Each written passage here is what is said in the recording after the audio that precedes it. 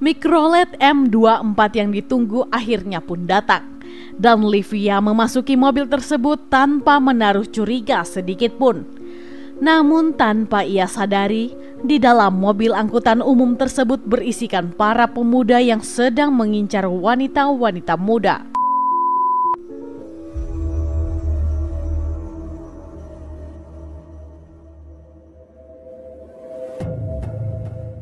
Assalamualaikum warahmatullahi wabarakatuh. Kembali lagi di YouTube channel saya, Lembaran Cerita.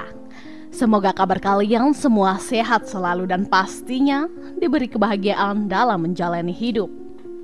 Di video kali ini saya akan membahas tentang sebuah kasus yang terjadi di Indonesia, tepatnya di Jakarta. Nah, seperti apa kasusnya? Yuk langsung kita bahas. Seorang gadis yang bernama Livia Pavita Solistio, atau yang lebih akrab disapa dengan Livia, berusia 21 tahun dan tinggal di sebuah rumah kos yang lokasinya tidak jauh dari Universitas Bina Nusantara Jakarta Barat. Untuk kesehariannya sendiri, ia adalah seorang mahasiswi jurusan sastra Mandarin semester akhir di Universitas Bina Nusantara Jakarta Barat. Livia sendiri merupakan anak sematawayang dari pasangan suami istri Harmanto dan Yusni Chandra. Sebenarnya kedua orang tua dari Livia ini tinggal di Jakarta Barat juga. Namun karena jarak antara rumah dengan kampus yang lumayan jauh, akhirnya Livia memutuskan untuk tinggal di rumah kos untuk memudahkan aktivitasnya. Saat sebelum mengerjakan skripsi, Livia selalu pulang ke rumah orang tuanya ketika akhir pekan. Namun di bulan-bulan terakhir, saat sibuk mengerjakan skripsinya, Livia sudah berpamitan kepada kedua orang tuanya akan jarang pulang ke rumah, agar skripsinya dapat selesai dengan tepat waktu.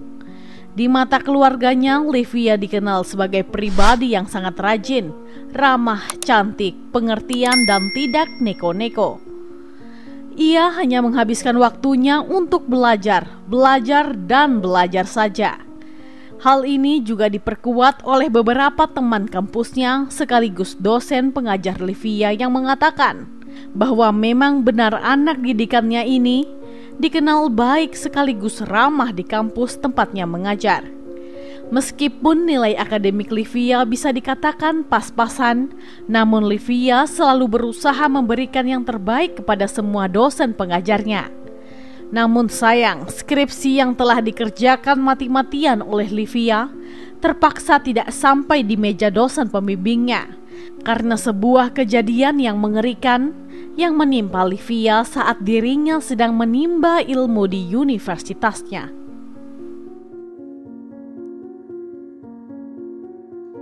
Semua kejadian mengerikan ini terjadi pada 16 Agustus 2011 lalu. Sekitar jam 10 pagi, Livia sempat meminta izin kepada kedua orang tuanya untuk pergi ke kampus untuk melaksanakan ujian. Sesampainya di kampus tersebut, tidak ada hal yang mencurigakan sama sekali. Livia juga terlihat mengerjakan semua soal ujiannya dengan baik. Bahkan ia juga sempat mengobrol dengan beberapa teman di kelasnya. Dan sekitar jam 1 siang setelah ujian selesai, Livia lalu pulang ke rumah dengan menggunakan angkutan umum, yakni Mikrolet M24 jurusan Srengse Slipi.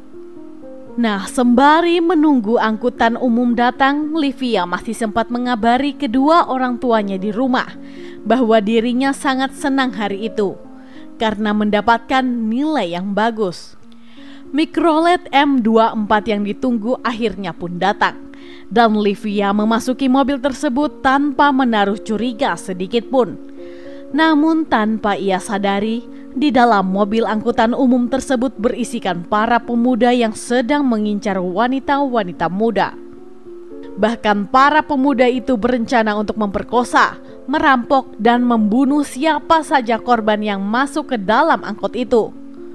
Kebetulan siang itu hanya Livia seorang diri yang naik ke dalam angkutan umum tersebut. Diketahui beberapa pria ini bernama Irwan Saleh berusia 22 tahun, Rohman Setiawan berusia 20 tahun, Muhammad Fahri berusia 19 tahun, dan yang terakhir bernama Apriyadi berusia 22 tahun. Ketika Livia duduk di bangku belakang, tas yang dibawanya langsung direbut secara paksa oleh salah seorang pemuda itu. Saat Livia mencoba melawan sambil meminta pertolongan, akhirnya 3 orang yang ada di belakang itu langsung membekap bagian mulut Livia menggunakan jaket.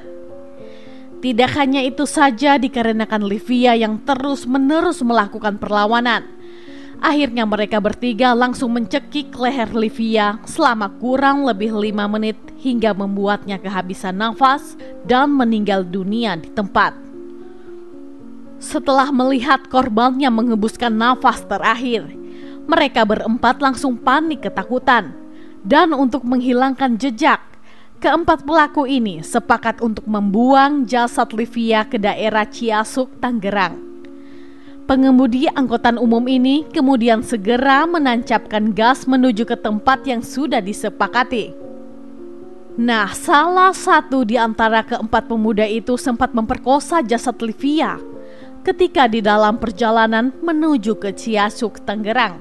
Namun tidak dijelaskan secara pasti siapa yang memperkosanya.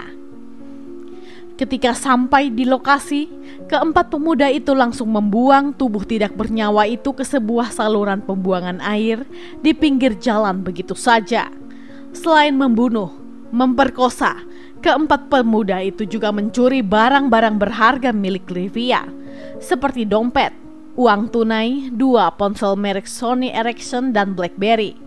Barang-barang tersebut kemudian dijual oleh keempat pelaku ke beberapa tempat yang berbeda, sedangkan hasilnya mereka bagi berempat secara rata.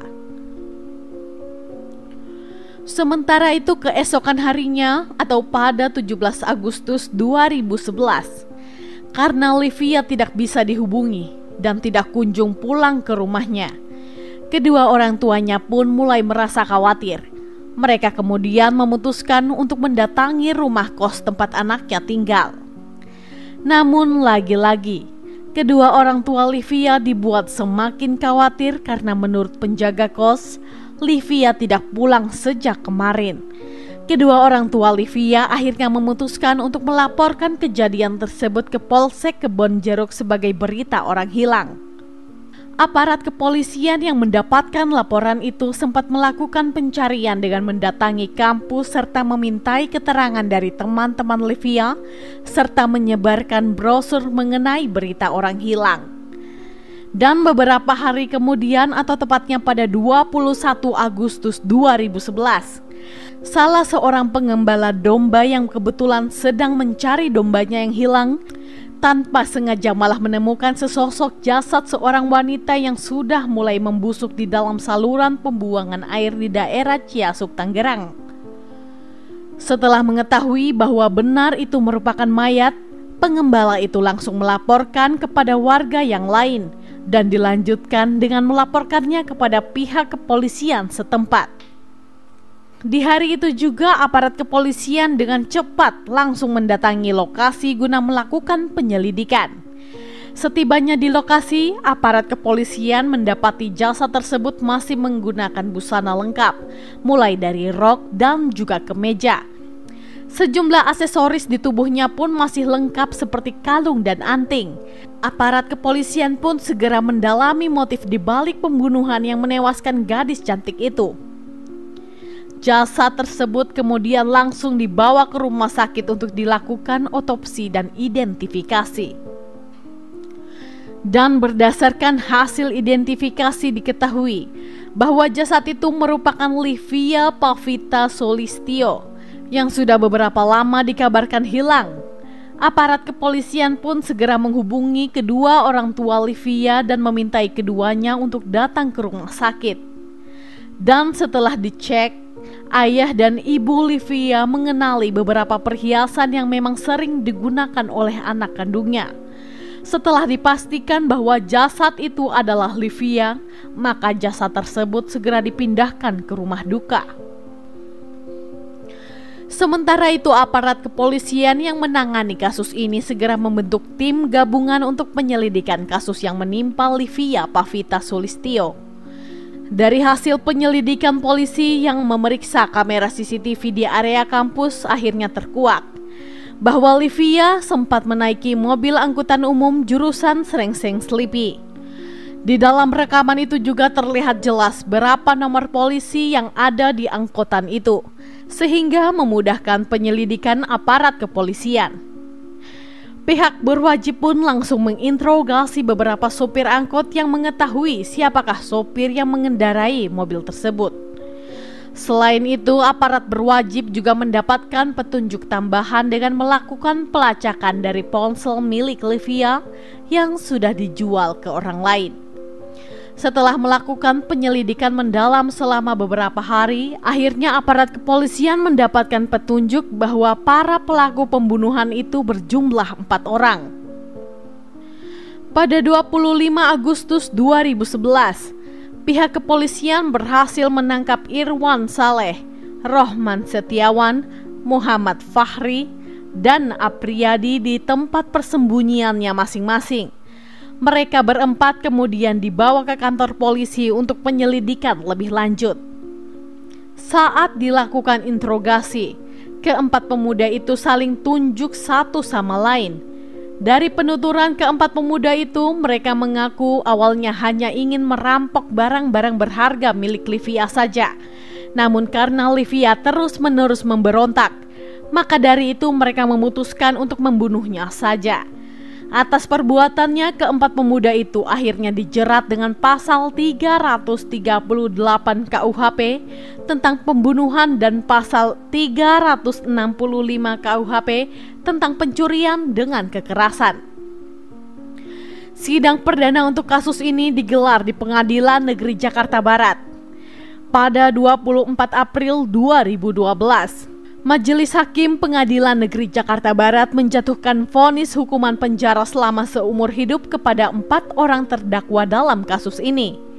Irwan Saleh, Rohman Setiawan, Muhammad Fahri, dan Apriyadi dinyatakan bersalah secara sah dan meyakinkan telah melakukan tindakan pidana pembunuhan secara bersama-sama. Demikian kasus yang bisa saya ceritakan untuk hari ini. Gimana nih menurut pendapat kalian? Silahkan sampaikan pendapat teman-teman di kolom komentar. Dan semoga dengan adanya video ini kita bisa belajar untuk lebih waspada dan selalu berhati-hati dalam menjalani hidup. Saya sendiri tidak akan pernah bosan untuk mengingatkan, selalu libatkan Tuhan di setiap tindakan kita, karena kita tidak akan pernah tahu apa yang akan terjadi ke depannya. Oke, sekian dulu untuk video hari ini. Mohon maaf jika ada salah dalam tutur kata. Dan jika menurut kalian channel ini bermanfaat, mohon supportnya dengan cara mengklik subscribe, like, komen, dan jangan lupa untuk menyalakan tombol notifikasinya agar kalian tidak ketinggalan saat kami upload video terbaru. Sampai jumpa di video selanjutnya. Bye-bye.